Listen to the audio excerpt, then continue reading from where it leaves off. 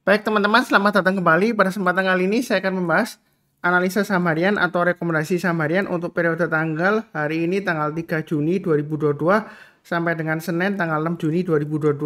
Jadi pada saat saya bahas adalah sesi 1 break, jamnya sekarang jam 12.33 waktu Indonesia bagian Barat. Jadi pembahasannya untuk hari ini hari Jumat sampai dengan hari Senin ya, tanggal 6 Juni 2022. Jadi seperti biasanya saya akan bahas totalnya ada 16 saham. Untuk bagian pertama saya akan bahas 8 saham. Nanti bagian kedua saya akan bahas 8 saham yang lainnya. Saya mulai terlebih dahulu dengan saham Goto ya. Jadi memang saya sebutnya Goto ya karena Gojek Tokopedia ya. Ada orang yang nyebutnya GoTo. Ya kalau saya bilang sih GoTo ya masa bacanya Gojek Tokopedia. Ya kan saya kan kebanyakan sih saya lebih suka nyebutnya Goto ya, Gojek Tokopedia. Jadi untuk Goto ini sudah pernah saya bahas sebelumnya juga ya. Jadi bahwasanya dia sebelumnya ketika dia rebound saya sudah sebutkan ya, walaupun dia koreksi di sini selama dia bertahan di atas 254 dia masih cukup bagus peluangnya untuk breakout lagi ke atas harga IPO-nya.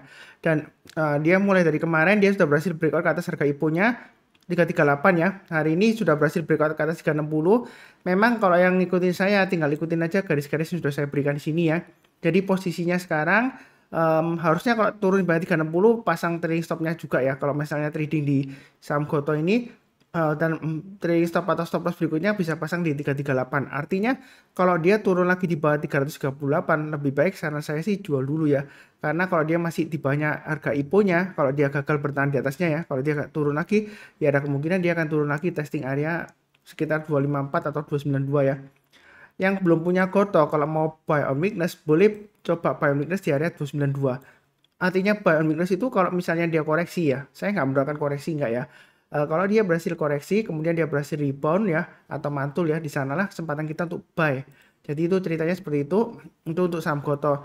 Nah kalau seperti ini, kalau yang belum punya, strateginya adalah boleh menggunakan strategi buy high sell higher kalau buy on weakness nggak dikasih. Kalau kita perhatikan high-nya hari ini kan 364. Jadi yang mau trading buy di Goto naik ke atas 364 kita boleh buy. Nah, target berikutnya di mana Pak Sunar? Nah, ini saya coba gambarkan. Saya pakai acuan swing high terdekatnya aja ya di sini ya. Ini di 382. Jadi kalau dia naik ke atas 382 boleh tambah lagi atau average up ya istilahnya ya. Target price berikutnya adalah di harga 442 dan di tengah-tengahnya di sini ada checkpointnya untuk hanya ini high-nya di sini 416 ya. Jadi ini garis-garisnya untuk Goto sudah saya gambarkan. Kalau yang mau buy, tunggu sekalian breakout ke atas 364, kita buy. Buy-nya bertahap aja, naik ke atas 382, tambah lagi, naik ke atas 416, tambah lagi, target price berikutnya di 442. Uptrend-nya sejauh ini masih cukup bagus selama dia bertahan di atasnya 338 ya. Kalau dia misalnya penutupan atau menjelang penutupan gagal bertahan di atas 338, saran saya sih jual dulu untuk Goto ya kalau yang trading. Kalau yang investasi ya lain lagi ceritanya untuk investment plan-nya seperti apa ya. Tapi menurut laporan keuangannya terakhir Goto masih rugi sekitar 6 triliun kalau nggak salah ya seperti itu ya.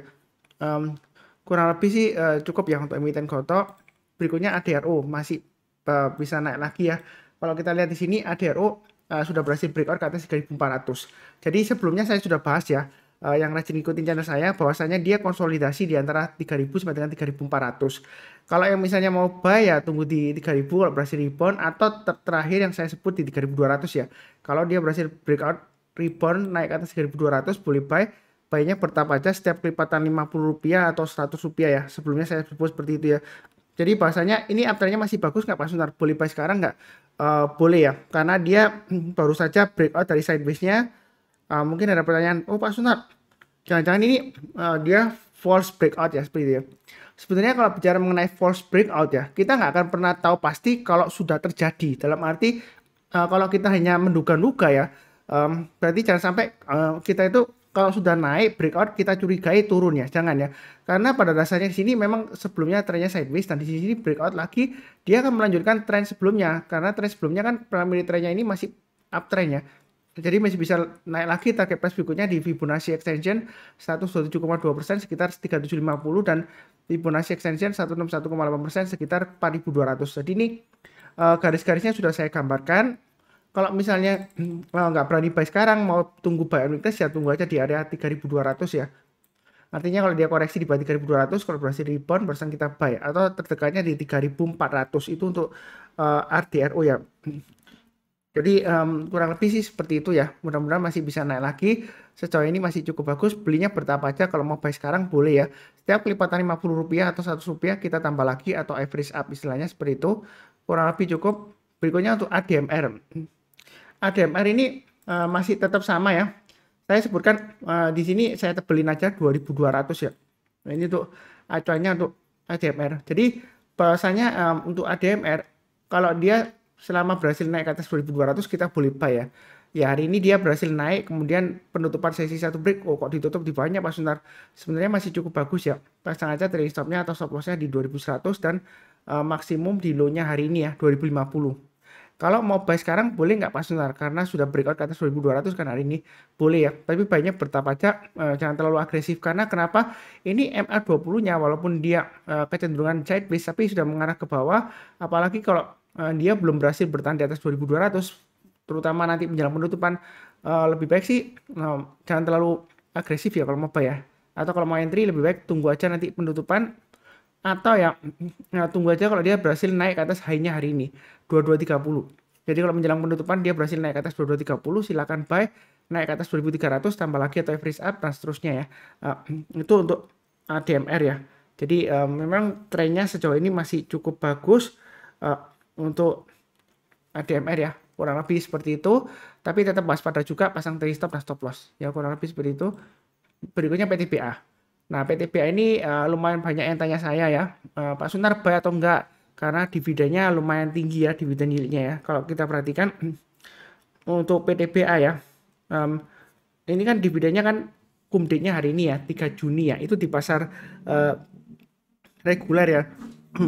Jadi kalau Anda beli sekarang ya, itu Anda akan mendapatkan hak untuk mendapatkan dividen kalau Anda jualnya setelah kumdate ya. Jadi kalau Anda jualnya Senin, itu Anda belinya sekarang, Anda mendapatkan dividen. Tapi kalau Anda jual sekarang, untuk PTBA Anda tidak akan mendapatkan dividen. Nah, dividen yieldnya ini lumayan tinggi ya, 688,515 ya. Sebentar saya hitungkan ya.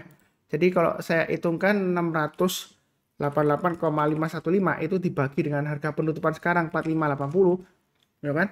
Itu dividennya 15%. Nah, kalau 15%, kalau misalnya ARB itu 7,5% ya, ya ada kemungkinan setelah pembagian dividen dia bisa gap down turun 15%-an ya. Mungkin ya seperti itu ya, tapi nggak pasti. Dalam arti kalaupun dia turun ya, itu nggak mesti dia bakalan balik arah ke downtrend, belum tentu. Kadang bisa aja sideways, bisa aja dia rebound, mantul, bahkan breakout higher high bisa aja ya, seperti ITMG sebelumnya ya. Setelah kumdate dividen dia break down ya, tapi nggak lama lagi dia berhasil breakout higher high. Karena pada dasarnya uptrendnya masih cukup bagus. Jadi untuk PTBA ini sudah pernah saya bahas dan bahkan sering banget ya. Jadi kalau misalnya dia kena faktor breakdown dividen, kurang lebih kalau mau buy on weakness misalnya, Pak Sunar saya takut Pak Sunar kalau beli sekarang nanti breakdown ya. Ya dua pilihan ya. Tunggu di area buy on weakness 4130 atau 3710. Kalau saya hitung 4580 dikurangi dengan persentase dividennya kurang lebih 3893 ya areanya ya. Maksimum seperti itu. Tapi di sini ya yang penting adalah kalau mau buy on weakness tunggu aja kalau berhasil rebound atau mantul ke atas. Jadi bukan berarti semata-mata kalau dia turun langsung buy, enggak ya. Tunggu kalau mantul ke atas 4130 atau ke atasnya 3710 ya. Setelah pembagian dividen biasanya sih gap down ya, apalagi dividennya tinggi. Tapi perlu diingat ini uptrendnya masih cukup bagus ya. Seperti itu ya. Terserah Anda sih. Anda mau dapat dividennya mana Anda hold boleh. Nah, mungkin aja kalau dibuka Senin ya, kalau Anda pasang trade stop atau stop loss ya mudah-mudahan masih bisa jual ya, kalau nggak sampai breakdown ke bawah ya. Seperti itu ya, yang mudah-mudahan aja sukses untuk PTBA. Kalau misalnya yang belum punya, kalau mau buy sekarang boleh nggak Pak Sunar? Terserah Anda ya, jadi Anda tergantung maksud saya resiko profil Anda seperti apa. Apakah Anda berani mengambil resikonya kalau dia gap down sampai 2 hari atau 3 hari? Apakah Anda siap menanggung risikonya? Seperti itu ya maksud saya ya. Kalau Anda nggak siap, takut atau ragu-ragu kalau sudah punya ataupun belum punya, lebih baik hindari dulu atau jual dulu ya.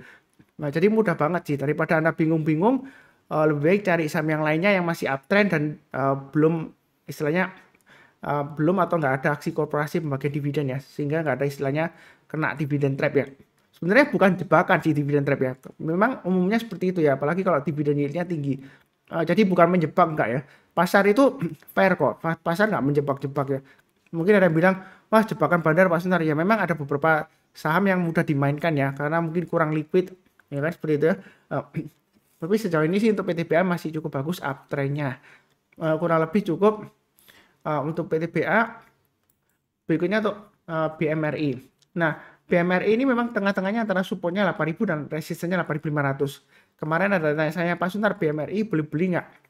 Nah, area buyers memang sudah saya sebutkan di 8.000. Artinya kalau turun di bawahnya 8.000, kalau berhasil rebound, silakan buy.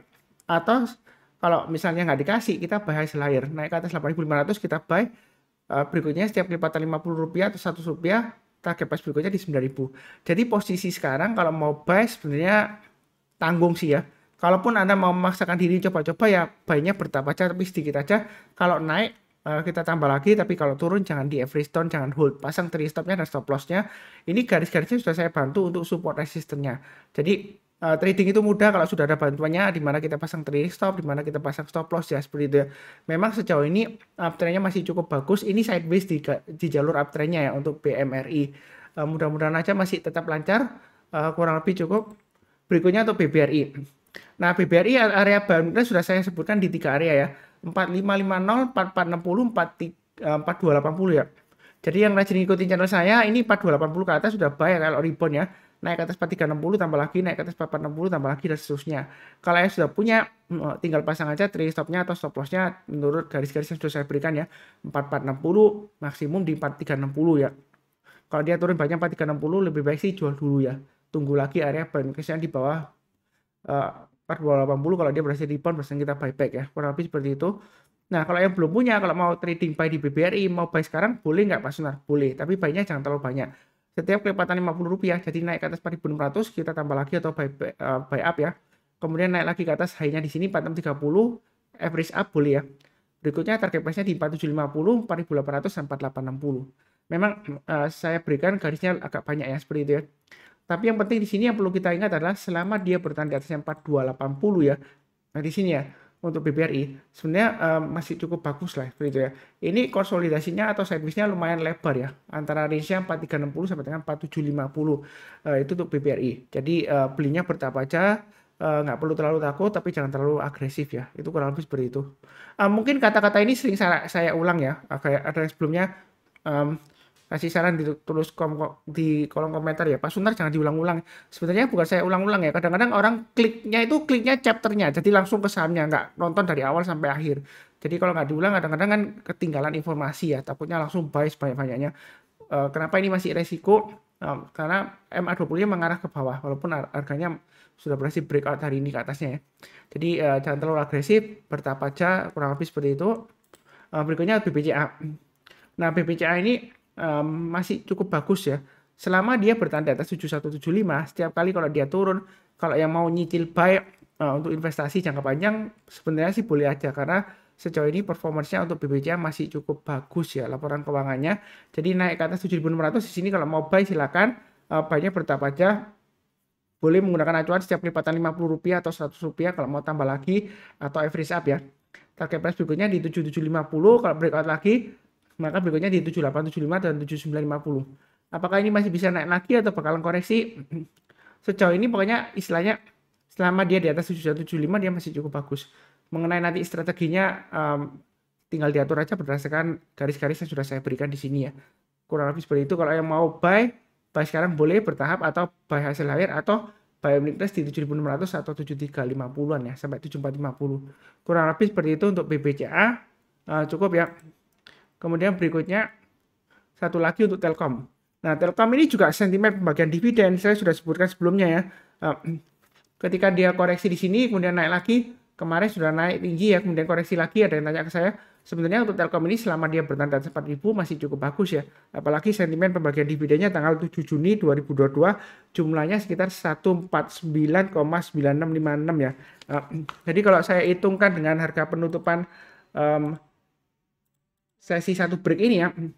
Jadi 149,9656 ya dibagi dengan harganya 360 itu dividen yield-nya sekitar 3,4%. Jadi sebenarnya sih nggak terlalu pengaruh ya seperti itu ya. Karena biasanya kalau di bawah 5% biasanya fluktuasinya masih cukup wajar lah ya. Harian aja kalau dia nggak ada dividen kadang-kadang bisa turun dalam ya bisa naik tinggi ya. Jadi di sini fokusnya tetap kepada garis-garis yang sudah saya berikan. Kalau mau buy sekarang boleh setiap kelipatan Rp50 atau Rp100 kalau dia naik boleh tambah lagi atau average up.